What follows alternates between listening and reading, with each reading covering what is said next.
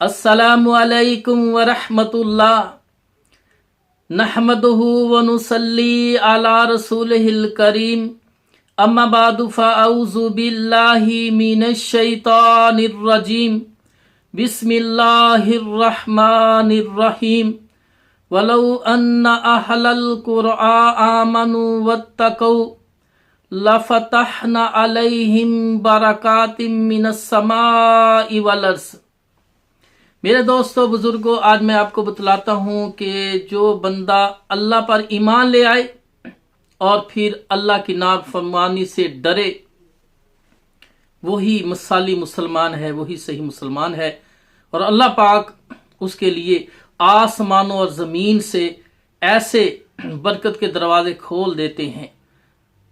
तो मेरे भाइयों, अल्लाह पाक कुरान के अंदर फरमाते हैं, वलौ अन्ना अहलल क़ुरआ आमनु वत्तक़ौ, अगर ये बस्ती वाले, बस्तियों में रहने वाले, मक्का में रहने वाले, मदीना में रहने वाले, पाकिस्तान में रहने वाले, इंडिया में रहने वाले, एशिया में रहने वाले, अगर ये ज़मीन पर रहने वाले इंसान और जिन्नात अल्लाह पर ईमान ले आएं और अल्लाह की नाफरमानी से डर जाएं, तो अल्लाह पाक फरमाते हैं लफ़तहना अलैहिम बरकातिम मिनस समाई वल अर्ज़, तो हम इनके लिए ज़मीन में से और आसमानों में से रहमत के दरवाजे खोल देंगे, इनके लिए बरकत नाजिल कर देंगे अगर ये सही मुसलमान हो जाए, मिसाली मुसलमान बन जाए। तो आपको दो मिसालें बयान करता हूं। सिलसिलातुल अहदीसुल सहिया हदीस नंबर 2706 है और अल मुजमुल कबीर लिल तबरानी की हदीस नंबर है 8099।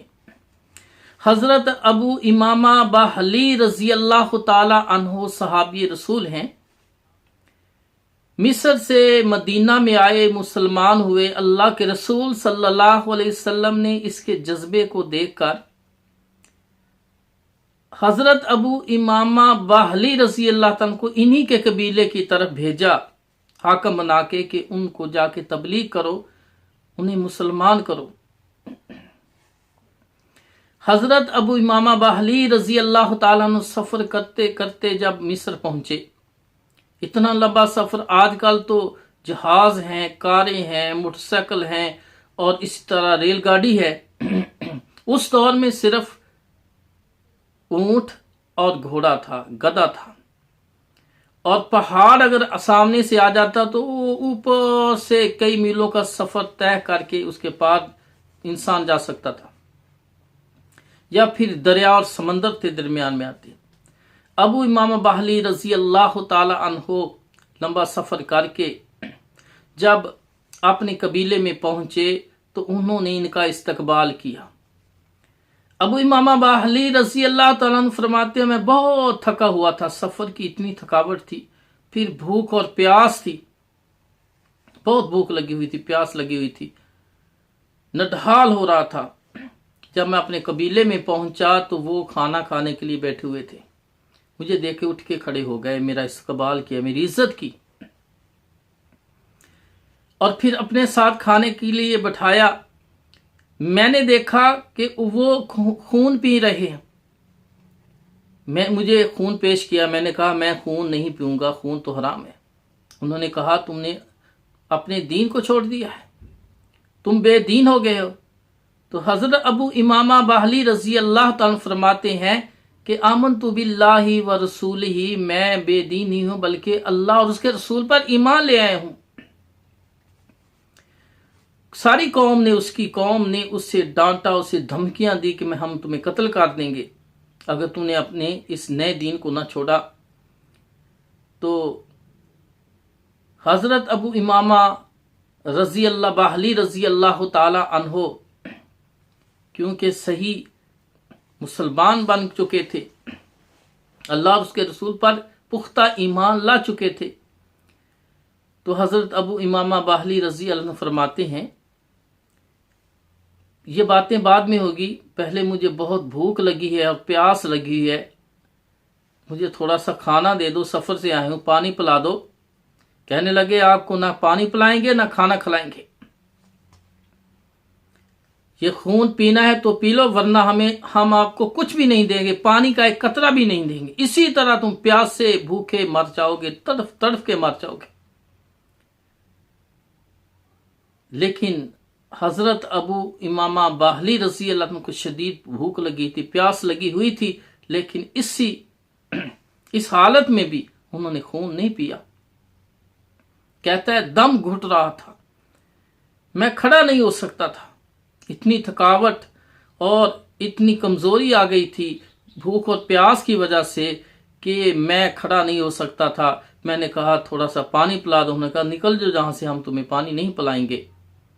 تو میرے بھائیو، حالانکہ اللہ پاک فرماتے انما حرم علیکم المیتۃ والدم ولحم الخنزیر وما اہل بہ غیر اللہ، کہ بے شک مردار بھی حرام ہے، خون بھی حرام ہے، سور کا گوشت بھی حرام ہے، اور غیر اللہ کے نام کی پر دی گئی چیز بھی حرام ہے۔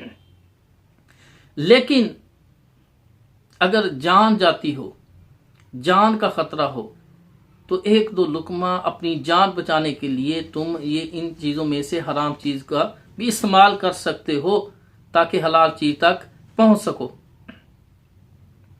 لیکن یہاں مسئلہ اور تھا، اور حضرت ابو امامہ باہلی رضی اللہ تعالیٰ کا عقیدہ مضبوط تھا، ایمان مضبوط تھا، لیکن انہوں نے یہ جو رخصت دی اس کو نہیں لیا، بلکہ وہاں سے ہٹ کے تپتی ریت پر اپنی پگڑی رکھی اور نیچے زمین پر لیٹ گئے، بے حال تھے۔ اسی دوران انہیں گہری نیند آئی۔ کہتا ہے جب مجھے نیند آئی تو نیند میں کوئی مجھے آسمان سے اتر کر کوئی دودھ پلا رہا ہے، ایسا سفید دودھ، اتنا لذیذ نہ کسی نے پیا ہوگا نہ دیکھا ہوگا نہ۔ تو میرے بھائیوں، کہتا ہے میں نے پیٹ بھر کے دودھ پیا، سیراب ہو گیا، میرا پیٹ بڑا ہو گیا، تو میری آنکھ کھل گئی۔ اسی دوران میری قوم کے کچھ آدمی جو اچھے تھے، انہوں نے ان لوگوں کو جو شدید میرے مخالف بن گئے تھے، انہیں ڈانٹا کہ ان کی بات اگر تم لوگوں نے نہیں سننی، عمل نہیں کرنا، تو کوئی بات نہیں، نہ کریں، لیکن کم از کم وہ ہماری قوم کا آدمی ہے اور سفر سے آیا ہے، وہ بھوک پیاس سے مر رہا ہے، تم تھوڑا سا کھانا اور پانی ہی دے دو۔ تو انہوں نے چند آدمی آئے کھانا اور پانی لے کے، اس کے پاس نے کہا مجھے تمہارے کھانے کی اور پینے کی ضرورت نہیں ہے، مجھے میرے اللہ نے مجھے کھلا پلا دیا ہے، میرے اللہ نے مجھے ایسا دودھ پلایا ہے کہ ایسا دودھ تو نے کبھی دیکھا نہ ہوگا، اتنا لذیذ میٹھا دودھ کبھی دیکھا نہ ہوگا۔ اور اپنے پیٹ سے کپڑا ہٹا کر دکھایا، یہ دیکھو میرا پیٹ پر ہے، میں نے پیٹ بھر کے دودھ پیا ہے۔ اور دودھ کے متعلق ہے ملک از پرفیکٹ ڈائٹ، دودھ مکمل غذا ہے، صرف پینے کی چیز نہیں، مکمل غذا ہے، اس میں پوری غذائیت ہوتی ہے، کھانے کا کام بھی دیتا ہے، پینے کا کام بھی دیتا ہے۔ تو جب انہوں نے ان کا پیٹ دیکھا، انہوں نے کہا یہ تو ہمارے سامنے لیٹا ہوا تھا۔ تو حضرت ابو امامہ باہلی رضی اللہ عنہ نے فرمایا میرے اللہ نے مجھے پلایا کھلایا ہے۔ یہ چیز دیکھ کر وہ حیران ہوئے، اس کے بعد وہ ساری قوم، سارا قبیلہ مسلمان ہو گیا۔ تو میرے بھائیوں، اگر ہمارے ساتھ ایسا معاملہ ہو تو ہم دین کی خاطر کبھی ایسا نہیں کرتے، ہمیں تو حلال حرام کی پرواہ ہی نہیں ہے، ہمیں آخرت کی کوئی فکر ہی نہیں ہے، ہمیں اللہ کا کوئی ڈر نہیں ہے۔ اور اللہ پاک فرماتے ہیں وَلَوْ أَنَّ أَهْلَ الْقُرْآنِ آمَنُوا وَاتَّقَوْا، جو ایمان لانے کے بعد اللہ کی نافرمانی سے ڈر جائے، لَفَتَحْنَا عَلَيْهِمْ بَرَكَاتٍ مِّنَ السَّمَاءِ وَالْأَرْضِ، اللہ پاک آسمانوں میں سے یا زمین سے اس کے لیے برکت کے دروازے کھول دیتے ہیں. اللہ پاک نے آسمان سے برکت نازل کی اور اسے جنت کا دودھ پلایا. اسی طرح صحیح مسلم شریف میں ہے، رسول اللہ صلی اللہ علیہ وسلم نے فرمایا، ایک تاجر تھا، دور کے علاقے میں وہ تجارت کرنے کے لیے گیا. وہاں اس نے سامان زیادہ خرید لیا اور انہیں پیسوں کی ضرورت پڑ گئی. تو وہ لوگوں سے اس نے ایک دو آدمی سے پیسے مانگے اور پھر ایک آدمی اسے ملا. اس نے کہا، میں پیسے دینے کے لیے تیار ہوں. 1000 دینار کی ضرورت تھی، پیسے دینے کے لیے تیار ہوں، لیکن اس کا کوئی ضمانت کون دے گا؟ کوئی ضامن بھی ہونا چاہیے. کوئی ضامن لاؤ تو میں پیسے دے دیتا ہوں. اس تاجر نے کہا، اس علاقے میں مجھے کوئی نہیں جانتا، نہ میں کسی کو جانتا ہوں، نہ لوگ مجھے جانتے ہیں. تیرا میرا اللہ ضامن ہے. میں فلاں دن پیسے 1000 دینار لے کے آؤں گا، دریا کے اس کنارے آپ کھڑے ہو جانا، میں آپ کو دے کر واپس چلا جاؤں گا. اللہ ضامن ہے ہمارا. وہ اچھا آدمی تھا. اس نے کہا کہ اللہ سے بڑھ کے اور کون ضامن ہو سکتا ہے. اس نے اس کو پیسے دے دیے. وہ واپس آیا. وقت گزرا، وہ دن آ گیا جس دن پیسے واپس کرنے تھے. اب 1000 دینار تھیلی میں ڈالے، دریا کے کنارے پر آیا. اس دن کوئی کشتی نہیں ملی. بڑا پریشان ہے کہ اگر آج پیسے نہ پہنچے تو جس سے وعدہ کیا ہے وہ اسے کتنی پریشانی ہوگی. نہ جانے ان پیسوں کی وجہ سے اس نے کتنے کام روکے ہوں گے، اور شاید کسی اور سے وعدہ کیا ہو یہ پیسے لے اس کو دینے ہو، یا اسے دیگر کسی کام کی پر اس نے لگانے ہو. تو اس وجہ سے بڑا پریشان ہے اور اللہ کو ضامن بنایا ہے. تو اب سوچ رہا ہے، انتظار کرتا رہا، کوئی کشتی نہیں ملی. پھر ایک اس کے ذہن میں ترغیب آئی.